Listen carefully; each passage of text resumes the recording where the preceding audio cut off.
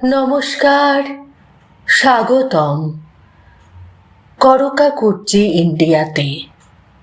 বাংলা সিনেমার আকাশে যে নক্ষত্র আজও সমান উজ্জ্বল, তিনি আর কেউ নন, তিনি মহানায়ক উত্তম কুমার। আর হিন্দি ছবির পর্দায় যে উচ্ছ্বাস, ছন্দ আর তারুণ্যের ঝড় তুলেছিলেন, তিনি হলেন শাম্মী কাপুর। দুই ভিন্ন ভাষার দুই কিংবদন্তি শিল্পী, কিন্তু তাদের বন্ধুত্ব ছিল গভীর, আন্তরিক এবং স্মরণীয়। 1961 সাল কলকাতার ঐতিহ্যবাহী রক্সি সিনেমা হলে মুক্তি পেয়েছে শাম্মী কাপুর অভিনীত সুপারহিট ছবি জাংলি। সেই ছবির প্রিমিয়ারে বিশেষ অতিথি হিসেবে উপস্থিত ছিলেন মহানায়ক উত্তম কুমার। বলিউডের সুপারস্টার হয়েও কেন শাম্মী কাপুর চাইতেন না মহানায়ক উত্তম কুমার হিন্দি ছবিতে কাজ করুন? বন্ধুত্বের আড়ালে লুকিয়ে ছিল এক অদ্ভুত সত্য। সেদিন সিনেমা হলে এক অদ্ভুত দৃশ্য দেখা গিয়েছিল। পর্দায় শাম্মী কাপুরের উচ্ছ্বাস, নাচ, অভিনয় দেখে মুগ্ধ হয়ে গিয়েছিলেন উত্তম কুমার। অন্যদিকে শাম্মী কাপুর ছিলেন মহানায়কের বিরাট ভক্ত। বন্ধুত্বের স্মারক হিসেবে তিনি উত্তম কুমারকে উপহার দিয়েছিলেন একটি দামি হীরের আংটি।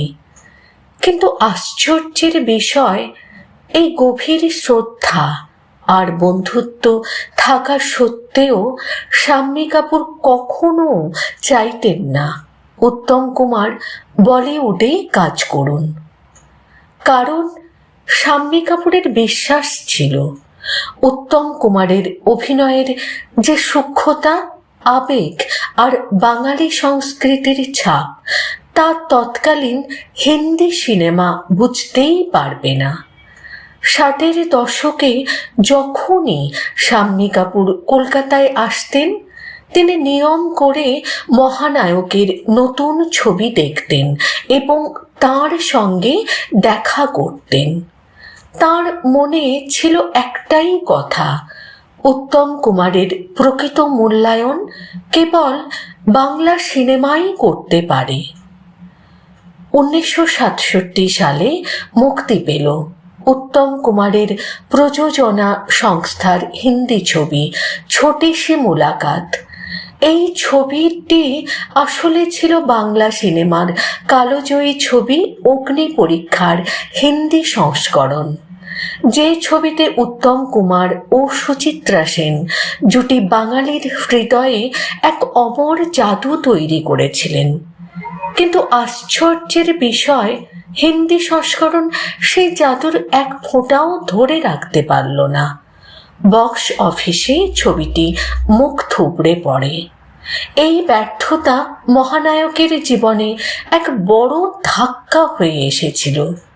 আর তখনই শাম্মী কাপুর বলেছিলেন, উত্তম কুমারের মতো প্রতিভার প্রতি হিন্দি সিনেমা কখনোই সুবিচার করতে পারবে না। ওর প্রকৃত জায়গা বাংলা সিনেমাতেই। সেই কথা আজও যেন সত্যি হয়ে আছে। বলিউডে হয়তো মহানায়কের যাত্রা দীর্ঘ হয়নি, কিন্তু বাংলা সিনেমার ইতিহাসে তার নাম লেখা আছে সোনার অক্ষরে। উত্তম কুমার শুধু একজন অভিনেতা নন, তিনি এক যুগ, এক আবেগ, এক অনন্ত স্মৃতি। বাংলা সিনেমার এমন অজানা ইতিহাস ও কিংবদন্তি গল্প জানতে করকাকুর্চি ইন্ডিয়া চ্যানেলটিকে সাবস্ক্রাইব করতে অবশ্যই ভুলবেন না। কারণ এই চ্যানেলেই আমরা খুঁজে আনি বাংলা সংস্কৃতি, সিনেমা ও ইতিহাসের হারিয়ে যাওয়া অমূল্য গল্প। ভালো থাকবেন, সুস্থ থাকবেন।